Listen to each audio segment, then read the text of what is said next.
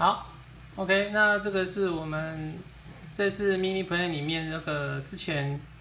的一个案子，好，我们设计的一个小的案子。那为了精简所有的列印还有应用，那也非常感谢 Mason，还是我们那位非常支持我们的网友，帮我们写了一套，这是 Android 的遥控界面。那这个的话是必须透过手机去安装的啦，因为网页部分的话我们还在努力，但这是 APP 的部分，然后它透过 TinyPlan 的板子，然后可以操控这一台小的，算是小山猫 ，OK。那它的列印方式的话非常简单，你只要是它的主体里面是埋了3颗马达 ，OK。那下方的话呢，它在下方这边是2颗360度的马达，4伏马达，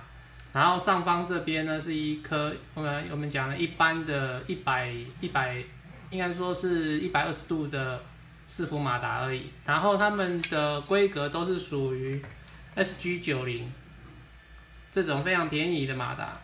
那我们这次比较不一样的是，这360度的你要买到 SG90， 应该说 SG90 有360度的话不容易买。那你可以买一般 SG90， 然后自己去改。那我们这边也有我们的厂商，好，这是我们这一次跟我们合作的厂商。那他特别提供我们有360度的选项，那我们也跟他在积极的所谓积极的接洽。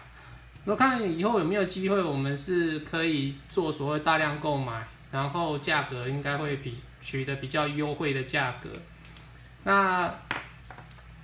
整个应用上呢，我是觉得还不错啦。然后上面所用到的螺丝都是原本 SG90 零件包里面所附的，所以里面没有一些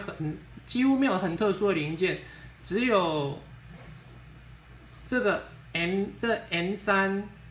然后 M3乘以20 mm 的这个螺丝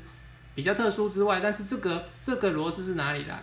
如果我们有在玩所谓的 3D print 的话，几乎都会知道这种螺丝，这种内六角的螺丝。所以，然后它整台上面的话呢，就是用了1、2、3、4、5，然后因为我里面有锁起来，因为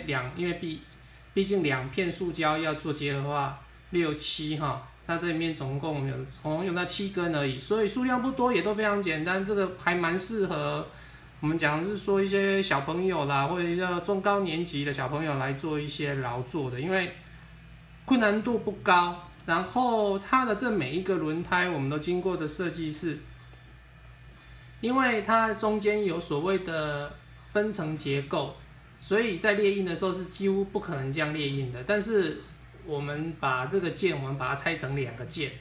我们这期我们中间，因为现在已经粘上去，我把它拆不开了。OK， 它们的话，我是分成2个部件去做列印完之后，我们把它组合粘合。那还是一样，我还是非常喜欢推荐这个水燕的强力胶，它在那个 7-Eleven 都买得到，而且价格非常实惠，并不贵，而且它这一罐就已经用到天荒地老，什么都可以粘。然后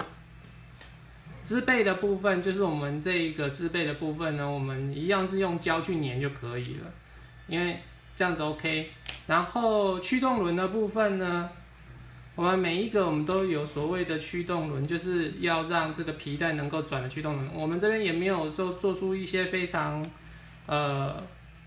其他一些比较困难的设计，我们里面都有预留那个齿痕。事实上，你只要把它套上去，然后锁紧就可以了。所以在整个的组装上不会太困难。然后另外一个是这个皮带，这个皮带是来自于乐高的。来自于乐高玩具的皮带，还蛮好用的，然后价格也不会太高。然后如果买不到的话，我们当然如果印表机够好，也可以自己去用所谓的软料件自己打印都可以。我们一样有附所谓的3D 零件图，